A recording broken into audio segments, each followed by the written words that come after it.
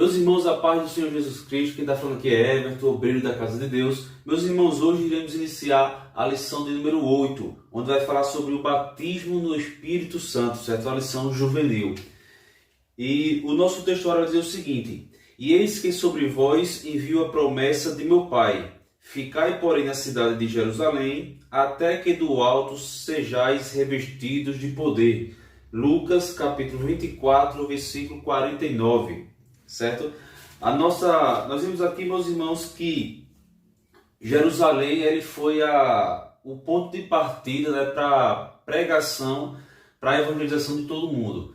Então se inicia lá em Jerusalém, certo? Através de Jesus. Por isso que Jesus quando falou que a salvação vem dos judeus, certo? Para o judeu e para o grego, né, para o gentil, ou seja, para todo mundo, certo? E de Jerusalém para o mundo, né, dos judeus para os gentios, certo? A nossa leitura bíblica está lá em Joel, capítulo 2, versículo 28 ao 32, que diz o seguinte: E há de ser que, depois derramarei o meu espírito sobre toda a carne, e vossos filhos e vossas filhas profetizarão, os vossos velhos terão sonhos, os vossos jovens terão visões. E também sobre os servos e sobre as servas, naqueles dias derramarei o meu espírito, e mostrarei prodígios no céu, na terra, sangue, fogo, colunas de fumaça. Isso aqui já fala dos últimos dias, não é isso? E o sol se converterá em trevas e a lua em sangue, antes que venha o grande e terrível dia do Senhor. Então aqui fala aqui dos últimos dias, né? Quando fala aqui sobre toda a carne, fala das pessoas, certo? E há de ser que todo aquele que invocar o nome do Senhor será salvo, porque no monte Sião e em Jerusalém haverá livramento, assim como o Senhor tem dito, e nos restantes que o Senhor chamar. Agora Atos capítulo 1, versículos 7 e 8. E disse-lhes: Não vos pertence saber os tempos ou as estações que o Pai estabeleceu pelo seu próprio poder. Nós não sabemos o dia. Mas recebereis a virtude do Espírito Santo. Essa virtude é o batismo do Espírito Santo, é o revestimento, certo? Que há de vir sobre vós, e ser-me-eis testemunhas, tanto em Jerusalém, como em toda a Judéia e Samaria, e até os confins da terra. Agora Atos, capítulo 2, versículos 16 e 18, ao 18. Mas isto é o que foi dito pelo profeta Joel. E nos últimos dias acontecerá, diz Deus, que do meu espírito derramarei sobre toda a carne. E os vossos filhos e as vossas filhas profetizarão, os vossos jovens terão visões, e os vossos velhos sonharão sonhos. E também do meu espírito derramarei sobre os meus servos e minhas servas. Naqueles dias profetizarão. Glória a Deus. Meus irmãos, nós vemos aqui, né, na leitura diária, lá em Romanos capítulo 15, versículo 19. Vamos ler aqui, meus irmãos. Livro de Romanos capítulo 15, certo? Livro de Romanos capítulo 15, versículo 19, vai dizer o seguinte: olha, pelo poder dos sinais e prodígios, na virtude do Espírito de Deus, de maneira que desde Jerusalém e arredores até ao Ilírico tenham pregado o Evangelho de Cristo. Aqui, meus irmãos, vai falar sobre ousadia, certo? Então vamos lá, de Jerusalém para o mundo, certo? Como eu já falei aqui, ou seja, meus irmãos, dos judeus, certo? Dos judeus para os gentios, certo? Nós somos chamados gentios, né? Gentios, para quem não sabe, gentios é todo aquele que não é judeu, certo? Então, gentio é todo aquele que não é judeu. Não é judeu, então no linguajar bíblico é chamado de gentios, certo? Olha aqui, a lição aqui vai falar sobre Romanos capítulo 15, versículo 19, vai falar sobre autoridade, certo? Olha aqui, eu botei aqui, olha, ousadia. A palavra ousadia, certo, também pode significar, certo, autoridade, certo? E a palavra autoridade significa poder, certo? Autoridade significa poder. Mas nesse sentido aqui, esse poder, ele é tanto espiritual, porque aquele que busca a Deus, aquele que é revestido pelo Espírito Santo, ele recebe autoridade, ele recebe ousadia, poder espiritual sobre os espíritos imundos, certo? Por isso, meus irmãos, que uma pessoa que é cheia do Espírito Santo, certo?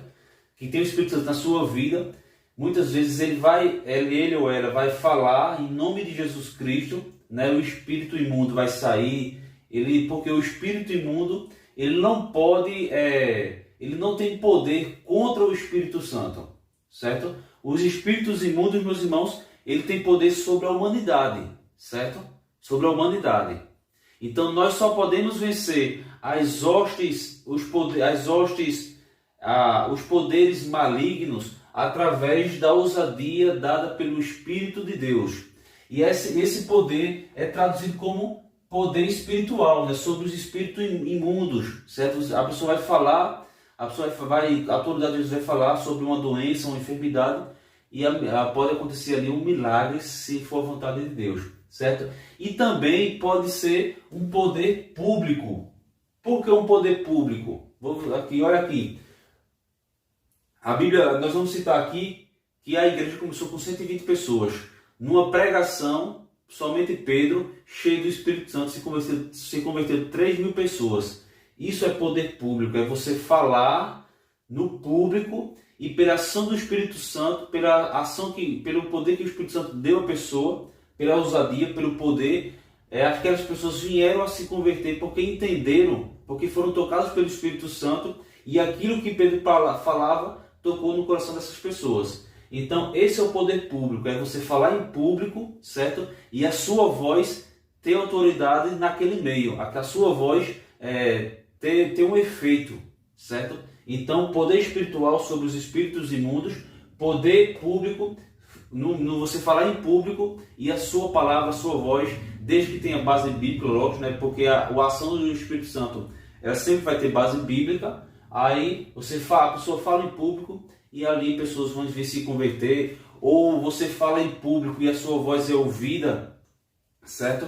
Eu não lembro qual o nome do servo, mas você lembra daquela passagem quando Davi saiu de Jerusalém para não guerrear com seu filho Abisalão, e ficou um servo de Davi para que tudo que Abisalão tramasse, ele fazia que Davi soubesse. E quando Aitofel deu um conselho, porque eu não lembro o nome depois eu vou pesquisar aqui, eu não lembro o nome desse servo de Davi, que ele ficou fingindo que era servo de Abisalão, mas na verdade era servo de Davi.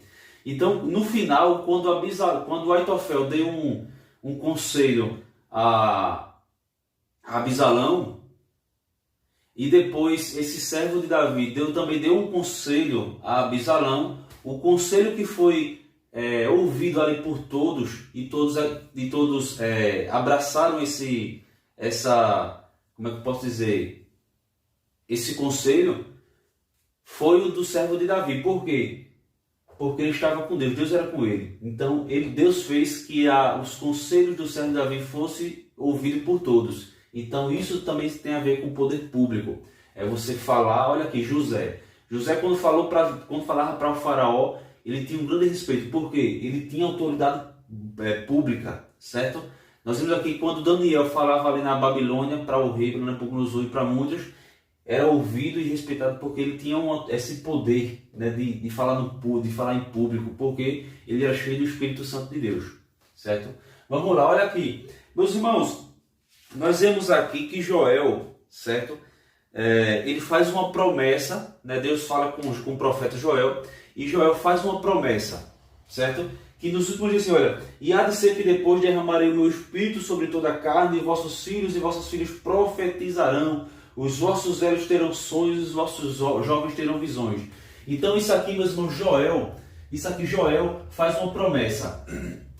O livro de Joel, certo? Joel, ele não escreve uma data ou um evento que venha facilitar sabermos qual foi a data que foi escrito o livro de Joel, certo? Acredita-se, certo, que tenha sido por volta ali de 500 anos antes de Cristo, mas alguns estudiosos dizem que também pode ter sido por volta de 830. Então, mais ou menos, o livro de Joel foi escrito entre 830 a 500 anos antes de Cristo. Então foi nesse período, certo?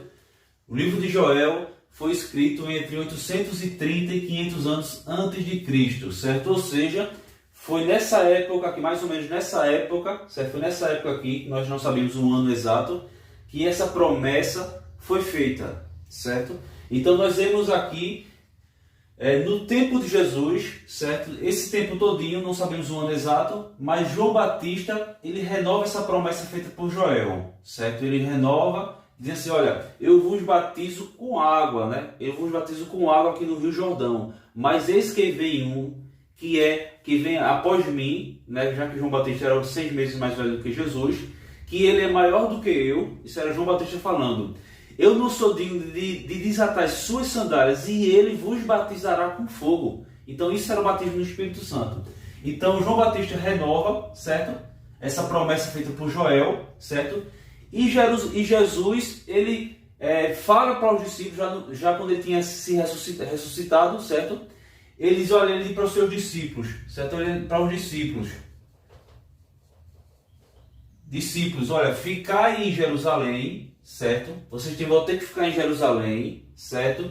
Até que sejais revestidos do alto, ou seja, o Espírito Santo, né? Iriam encher eles de toda a graça, de poder, de autoridade, de ousadia, de fé, glória a Deus. Então nós vimos aqui, vou repetir, Joel faz essa promessa, não sabemos o ano, foi mais ou menos entre 830 e 500 anos antes de Cristo.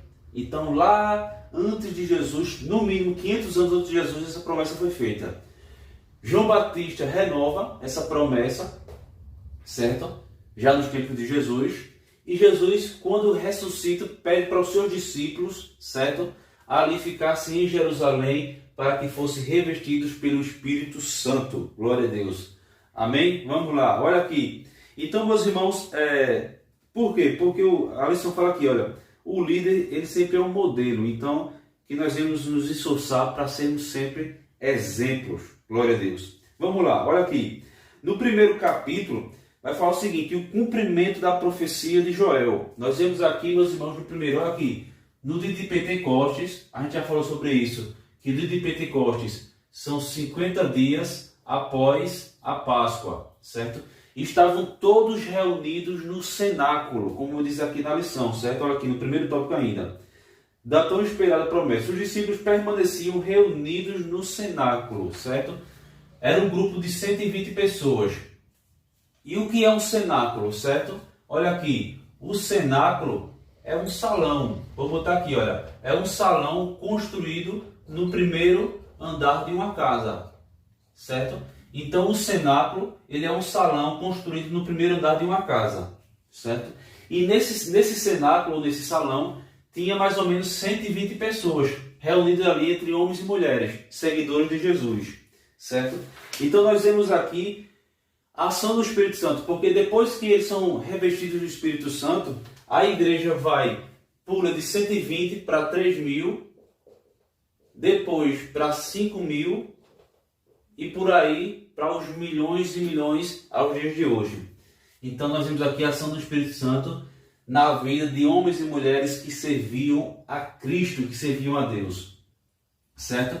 Então nós vemos aqui, meus irmãos, olha aqui, eu coloquei aqui, olha, a manifestação do Espírito Santo, certo? Manifestação do Espírito Santo, do Espírito, né? Eu coloquei resumido aqui a palavra, do Espírito, certo? Olha aqui, meus irmãos, toda a manifestação, a gente às vezes vê hoje por aí, principalmente na internet, algumas coisas que dizem que é a ação do Espírito Santo, mas distorcem a palavra. Ou seja, meus irmãos, toda a ação do Espírito Santo vai estar baseada na Bíblia, certo?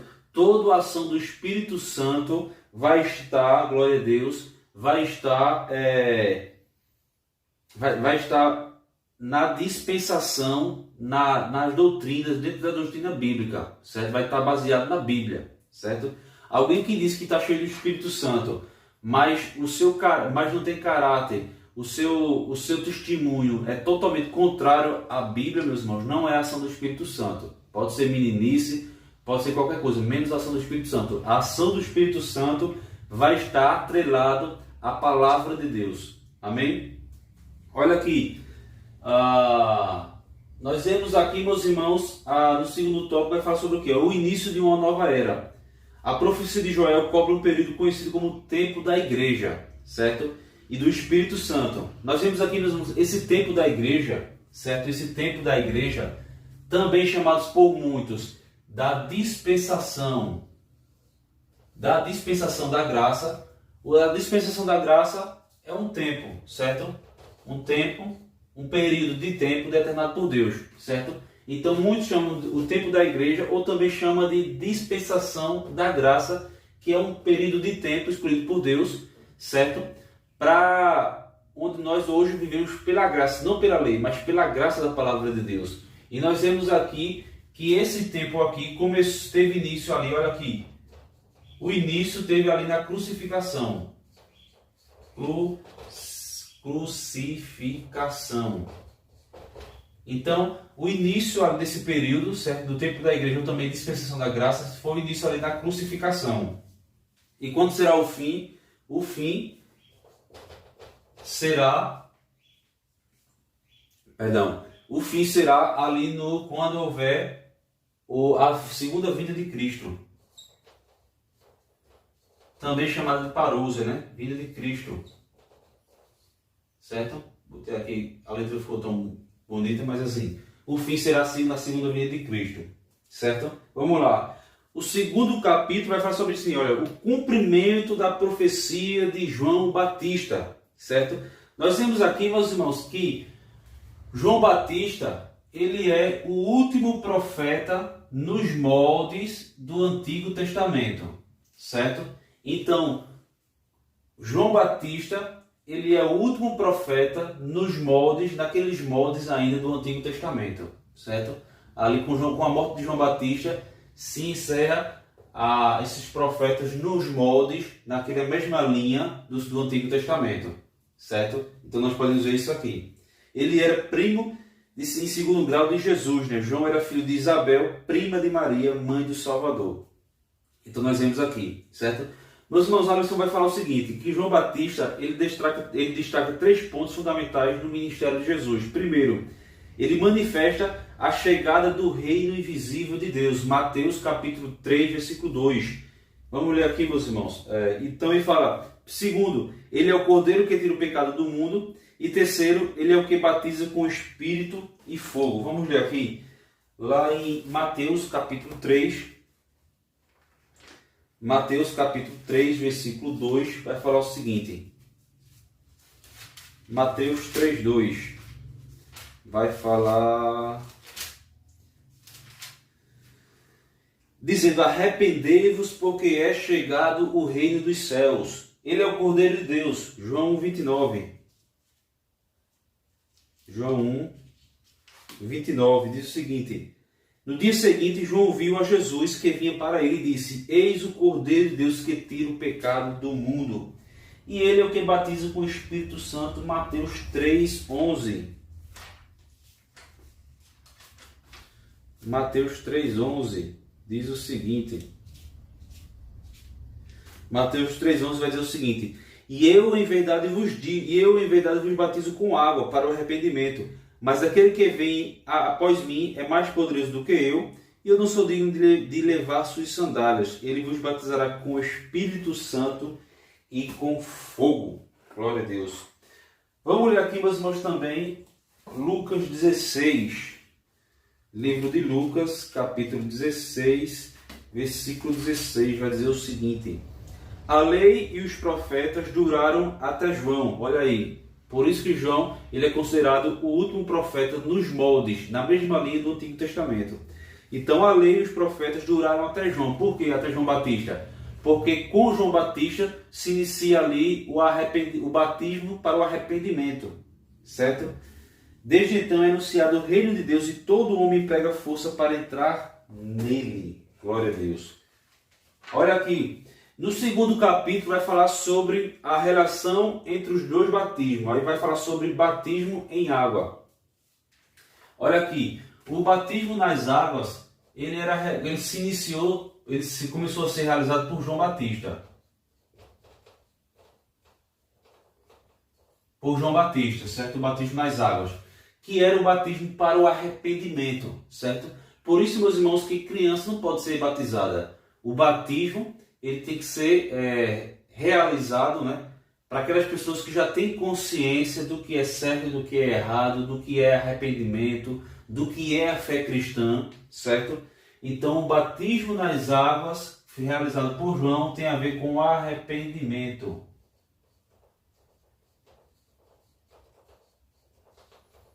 Aí, primeiro, é realizado o batismo nas águas, certo? O batismo no Espírito Santo só vem, né, depois que a pessoa é batizada nas águas, né? A pessoa já está afirmada na fé, certo? Por isso que muitas vezes a gente escuta o relato assim, que algumas pessoas que estavam sendo batizadas nas águas também foram batizadas no Espírito Santo, certo?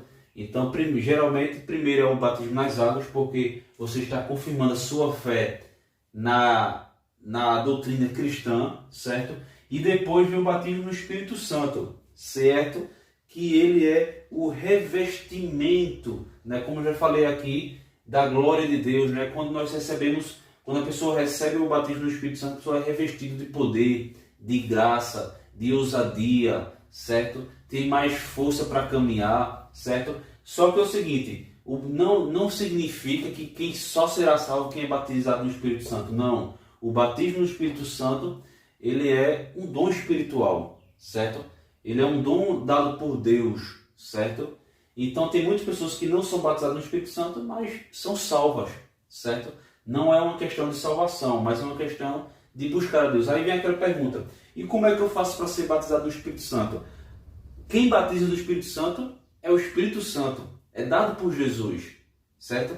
Então o primeiro passo é ter uma vida baseada na oração, na penitência, né? A plano de penitência é a penitência de ajudar o próximo, como Jesus falou, né? Olha, ajudai os órfãos, as viúvas, aqueles que passam por necessidade. Lembra de Cornélio? Cornélio não era cristão, mas ele era temente a Deus, orava a Deus, ajudava o próximo, aqueles necessitados, de uma forma tão grande que chamou a atenção de Deus. E Deus mandou um anjo tanto para falar com Cornélio, para que ele enviasse alguém para chamar Pedro, e ele enviou um anjo para falar com Pedro, para que fosse evangelizar Cornélio.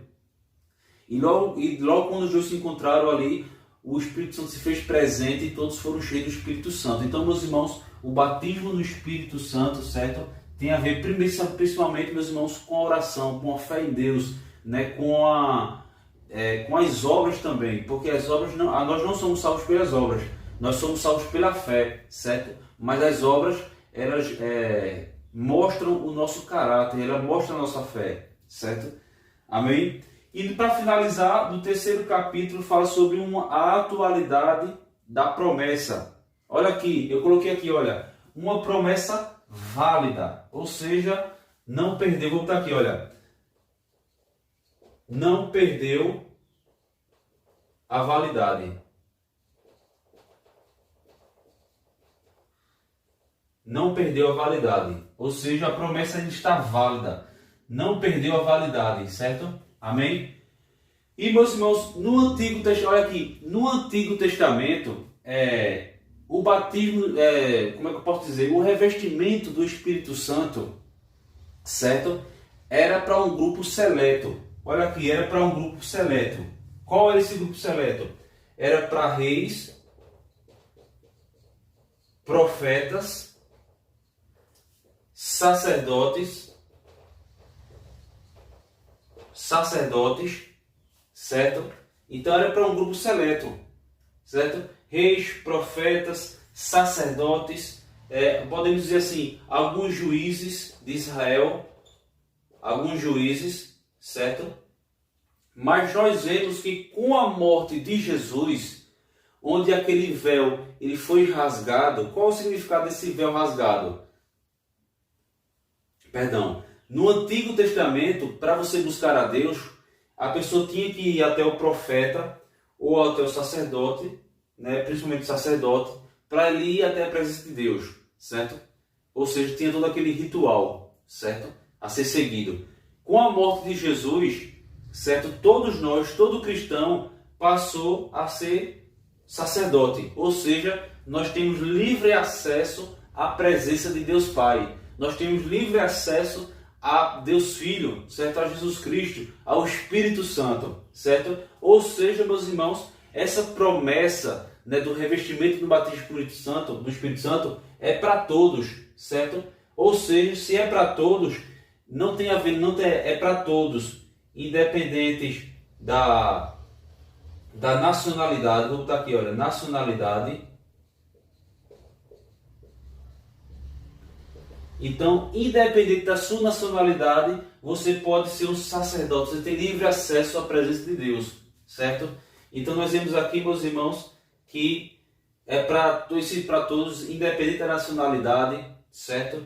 Independente da região que nós moramos, independente da cor de pele, certo? Só existe uma raça, certo? Que é a raça humana. Esse negócio dessa distinção entre branco, negros, isso é coisa do diabo, meus irmãos. Todos nós, brancos, negros, índios, certo? Todos nós somos descendentes de Adão e Eva, fomos criados por Deus, certo? Então só existe uma raça, vou botar aqui, olha, só existe uma raça, certo? Só existe uma raça, que é a raça humana, certo? Então só existe uma raça, é a raça humana, e ponto final, certo? Então, meus irmãos, para todos, olha aqui, para ricos, para pobres, a Bíblia diz servos e servas, ou seja, para todos, rico, pobre, para aqueles que moram na África, para aqueles que moram na Europa, na Oceania, nas Américas, para todo ser humano, para toda a raça humana, que só existe uma raça, que é a raça humana. Então, meus irmãos, é isso aqui. Espero que vocês tenham entendido, certo? Uma promessa ainda válida, certo? Nós vimos aqui, olha aqui, no subsídio ele fala o seguinte, olha, paralelo a isso está essa ideia que o derramamento prometido do Espírito Santo sobre todo crente, cada crente individual, transcende época e raça, pois a promessa de respeito a vós, judeus, certo? E a vossos filhos, fala da descendência, certo? E todos os que estão longe, ou seja, de qualquer nacionalidade, certo? A todos quanto Deus nosso Senhor chamar. Atos capítulo 2, versículo 39. Amém, meus irmãos? Vou parar por aqui e espero que vocês tenham entendido. Paz do Senhor e até a próxima lição.